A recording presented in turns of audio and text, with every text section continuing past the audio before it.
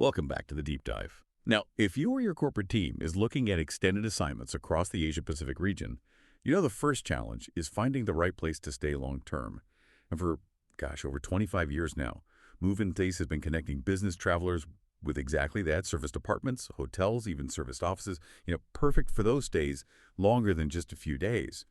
But here's the thing about settling in for a longer stay. The moment you do that, you start looking less like a visitor and more like a potential resident. And knowing where you live and work, well, that's only half the battle, isn't it?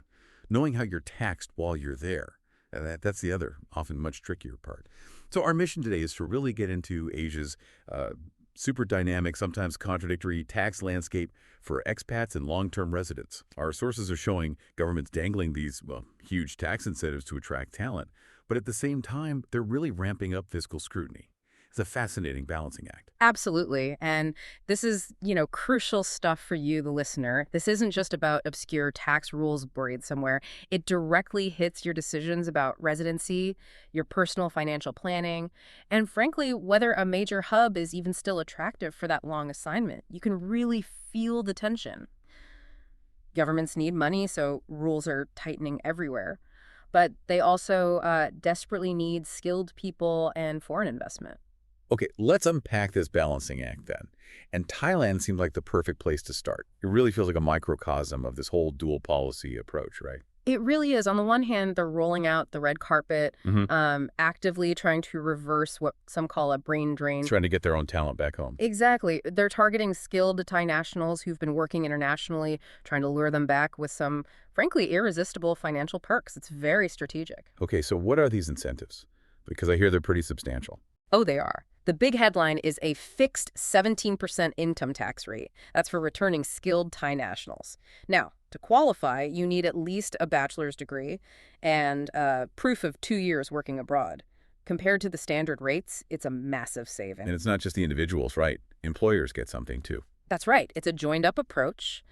Employers in specific high-value sectors, think tech, advanced manufacturing, R&D, they get a 50% tax exemption on the salary costs for these returning workers. That's hiring them very appealing then. Profoundly attractive, yes. And this isn't some short-term thing either. The program runs until the end of December 2029. It shows real commitment. 17% fixed rate. Yeah. That's really something. But you mentioned tension. So what's the other side of this coin? Why complicate things with new scrutiny that hits, pretty much everyone else living there long term? And that's the pivot point. The reason Thailand's making tax headlines globally, while they're offering this huge carrot to attract specific people, they're simultaneously using a pretty big stick to make sure everyone else pays what's considered their fair share. We're talking about a major reinterpretation of the rules around taxing overseas income. And this affects anyone residing long-term expats, retirees, you name it. Okay, this is where it gets really crucial, especially for people relying on, say, passive income from investments back home while living in Bangkok or maybe Phuket. What was the old rule and how did it change this year, January 2024? Right. So the old rule was, for decades, really, a big part of Thailand's appeal is a low-tax spot. Basically, income you earn overseas was only taxable if you brought it into Thailand in the same calendar year you earned it. So if you earned something in, say, 2021 but left it in your overseas account until 2022, when you remitted it, it generally wasn't taxed in Thailand. Gave expats huge flexibility. Right. You had years, potentially, to decide when or even if you brought the money in. That flexibility, it's gone now. Completely gone. As of January 1st, 2024, the rule is starkly different. All assessable income you transfer into Thailand is now potentially taxable no matter when you originally earned it. So you could have earned a rental income 5 years ago, left it abroad, and if you bring that capital into Thailand today to, pay your rents or living costs, it's now treated as taxable income for this year in Thailand. Wow. Okay. That is a fundamental shockwave. That forces a complete rethink for potentially thousands of expats.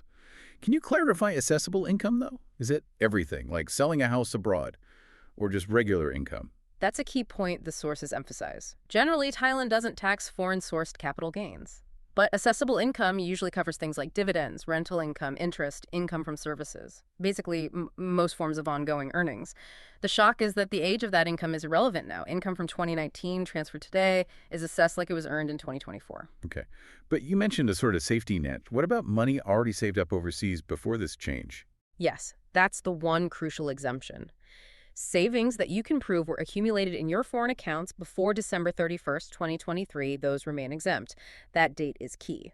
But going forward, it means meticulous record keeping is absolutely essential, year by year. This really changes the game for Thailand as a perceived low-tax place.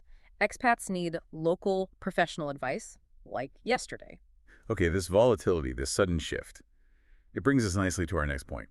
Maybe the single most critical takeaway for anyone planning an extended stay anywhere in Asia, really. Your Yeah, tax liability often boils down to one simple metric. And it's something, clients using Move and Stay for those 6-month or year-long service department leases really need to grasp. exactly. It's this crucial distinction people often overlook. Tax residency based on duration versus just having a particular visa. Your visa gets you in the door legally, but it's how long you physically stay that usually determines your tax status. In many countries, Thailand, the Philippines, Malaysia are good examples. Tax liability often kicks in based on the 180-day rule. The 180-day rule. Tell us what that means in practical terms. Half a year, basically. Pretty much.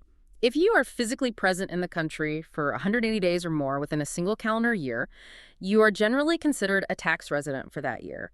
The type of visa you hold, tourist, business, retirement, whatever, becomes secondary to that physical presence test. Once you hit 180 days, boom, you're effectively treated like a local for tax purposes. So booking that comfortable service department for, say, 7 months automatically puts you over that threshold. You're triggering residency. But why do so many Asian countries focus on this 180-day thing? Doesn't that tie into the idea of a territorial tax system? Precisely. Understanding the system is fundamental to regional planning. A territorial tax system, which you find in major hubs like Thailand, Hong Kong, Singapore, the Philippines, essentially means they primarily tax economic activity happening locally. They're focused on what happens within their borders. Which sounds great if you're, say, earning a salary from your company back in London or New York. It is. That's historically been a massive part of the region's appeal for expats. Unlike countries with worldwide tax systems like the US, which want to know about all your global income regardless of where you live, these Asian countries, in theory, only tax income earned from local sources. However, and this is the crucial point Thailand's change really highlights, even within a territorial system, there are rules about when foreign income becomes taxable once it's brought into the country. Thailand is just drawing a much stricter line now about what counts as local activity once the money lands there. It forces you to look at each country individually, not just assume it's all one low-tax zone. Okay, so if Thailand is suddenly looking a bit more complicated for planning, where might expats and their companies look next? Let's shift to the perhaps more predictable havens for a moment. Yeah. What are the specific advantages these alternatives offer, especially now? Yeah, this is where comparing them side by side becomes really useful, looking at stability and specific perks mentioned in our sources. Let's start with Singapore. Its big draw is stability and predictability, sticking closely to that territorial system. And crucially, zero capital gains tax. For high net worth folks, entrepreneurs selling a business, or anyone with significant investments, that's a huge, huge advantage. And its traditional rival, Hong Kong. How does it stack up? Hong Kong stands out for having no tax on three major things: capital gains, estates or inheritances, and dividends. That combination is incredibly powerful, especially if you're planning wealth transfer or if most of your income comes from investments rather than a local job. A strong mix for global investors. Yeah. Okay, what about looking a bit further afield, maybe Malaysia? Malaysia often comes up as maybe a slightly softer landing spot, culturally, maybe geographically, but it still packs a punch tax-wise, specifically no capital gains tax on your overseas investments. For many professionals moving within the region, it offers a really high quality of life at potentially lower cost than Singapore with that benefit. Okay, and then broadening out beyond Southeast Asia proper, there's the UAE. Right, the UAE, United Arab Emirates, it's probably the most famous tax-friendly nation globally. Zero capital gains tax, zero estate tax, and crucially, zero personal income tax. The ultimate personal tax haven. Pretty much. Although it's important to note they did recently introduce a 9% corporate tax, which just shows, even the biggest havens are looking for revenue now. Nothing stays static forever. Are there any maybe less obvious choices that companies might overlook when planning regional assignments? Well, the sources mentioned South Korea not as a zero tax haven overall, but noted for specific, quite lenient tax incentives aimed squarely at attracting startups and foreign investors, particularly in high-tech sectors. So it's more of a targeted haven. And back in Southeast Asia, tiny Brunei also gets a mention for maintaining a very favorable, low-tax environment overall.